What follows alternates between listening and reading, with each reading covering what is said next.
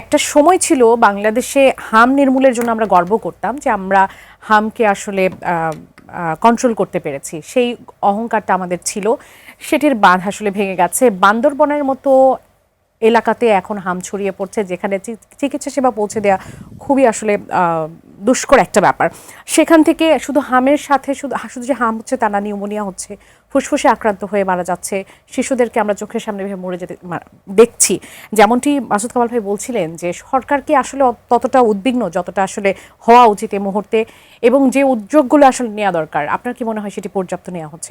একটু দেখেন, এই যাবৎকালে 409টি বাচ্চার মৃত্যু হয়েছে সরকারি হিসেবে, সরকারি হিসাবে। বেসরকারি এর কাউন্টার কোনো হিসাব আমাদের কাছে খুব একটা আসেনি, বা আমরা কোনো মাধ্যমে এটাকে কন্ট্রোভার্টও কেউ করেনি। তো আমরা ধরেই নেই যদি 400টা, তাহলে এটা খুব 400টা শিশুর মৃত্যু, এটা একটা জাতির জন্য অনেক বড় লস, এবং যে সকল পরিবার তাদের এই সন্তানদেরকে হারিয়েছে তাদের জন্য খুব অত্যন্ত মর্মান্তিক, বেদনাদায়ক। কিন্তু আপনি একটা জিনিস দেখেন, হামের যেটা প্রকোপ, আপনি যদি দেখেন আমাদের 2020-এ যখন করোনায় আক্রান্ত হয় বিশ্বব্যাপী, একদম বৈশ্বিক করোনায়, তখন আপনি দেখবেন যে বাংলাদেশে প্রতিদিন করোনায় আক্রান্তের সংখ্যা কত ছিল।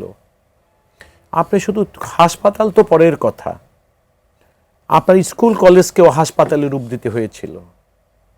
আপনি দেখেন আজকে রোগীর সংখ্যা সেই তুলনায়, অর্থাৎ এই হামে আক্রান্ত শিশুদের সংখ্যা, রোগীর সংখ্যা কিন্তু সেই তুলনায় অতটা, মানে কি বলবো আমি, এটা তো বৈশ্বিক সংকট না, আমাদের না না, এটা আমাদের দেশীয় সংকট। অর্থাৎ এটা আমি বলছি সেই সময় বৈষয়িক সমস্যাটা যখন হলো, সেটা বাংলাদেশ তো আর ভিন্ন কিছু ছিল না। আমি বলছিলাম বাংলাদেশেরও তার একটা মারাত্মক প্রকোপ আমরা লক্ষ্য করেছি, তখন সেইটাকে অ্যাড্রেস করার জন্য অনেক কিছু করেছে। আমি বলছি এখন হামের ইয়াটা ঠিক ওই রকম না। আপনি দেখেন দৈনিক হামে কতটা শিশু আক্রান্ত হচ্ছে, আপনি দেখেন।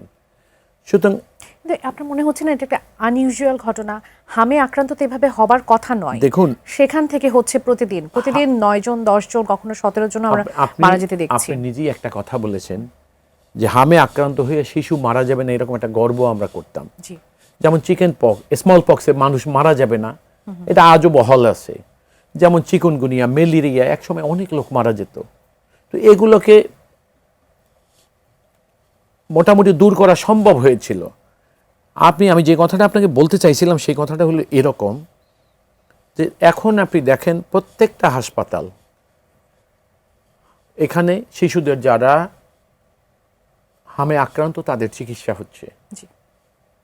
এখন প্রত্যেকটা হাসপাতালে আপনি দেখেছেন, যদি আমরা দেখতাম যে রোগীর সংখ্যা এত বেশি, আর সিলেক্টেড কয়েকটা হাসপাতালে যাওয়ার পর রোগীরা রাস্তায় রাস্তায় ঘুরছে, ভর্তি হতে পারছে না, আমরা তাহলে বুঝতে পারতাম, বা সরকার ভাবতেন যে হ্যাঁ ঠিক আছে, তাহলে আমাদের সীমাবদ্ধ হসপিটালের বাইরে সকল হাসপাতালকে উন্মুক্ত করে দেওয়া উচিত। আরেকটি ইনফরমেশন দিচ্ছিলাম যে 75% রোগী দেশে নানা প্রান্ত থেকে ঢাকায় আসছে। আমি আপনাকে ওইখানে আসছি, এটি কেন? দুইটা গুরুত্বপূর্ণ কথা আমি ওইখানে আসব। সেটা হলো, প্রথম কথা হলো এই, সকলের ধারণা প্রত্যাশিত ভালো চিকিৎসা কেবল ঢাকায় পাওয়া যাবে, সে কারণে কারো পরামর্শ, আর আমি আমার ব্যক্তিগত বিশ্বাসে বা চিন্তায়, আমি গ্রাম অঞ্চল থেকে শহরে চিকিৎসা করতে যখন আমার সন্তানকে নিয়ে আসব, আমি সরকারের অপেক্ষা করব না, এটা খুব স্বাভাবিক একটা ব্যাপার।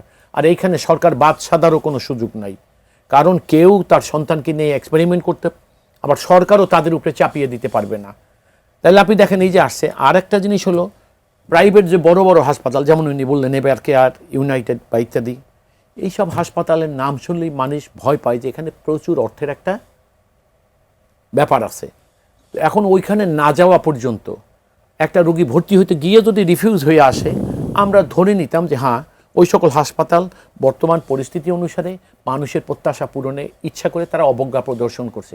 আমরা তো সেই রকম ঘটনার সঙ্গে অভিজ্ঞ হচ্ছি না। অসংখ্য ধন্যবাদ।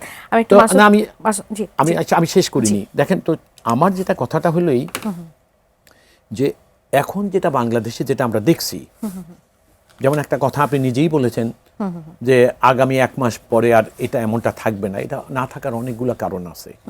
ইতিমধ্যে এই সরকারের আসার পরে তারা যে ব্যবস্থাগুলো গ্রহণ করেছে সেগুলো সবে মাত্র, এইটা উচিত ছিল। আজকে যে প্রকোপটা আমাদের চোখে ধরা পড়ছে, এটা না হওয়ার জন্য দায়িত্ববান ছিলেন যে সরকার চলে গেলেন। একদম। সেই সরকারের উদাসীনতা ইতিমধ্যে আমাদের কাছে ধরা পড়েছে, আর সে কারণেই এই সরকারকে বেশি ব্যতিব্যস্ত হতে হামের হয়েছে।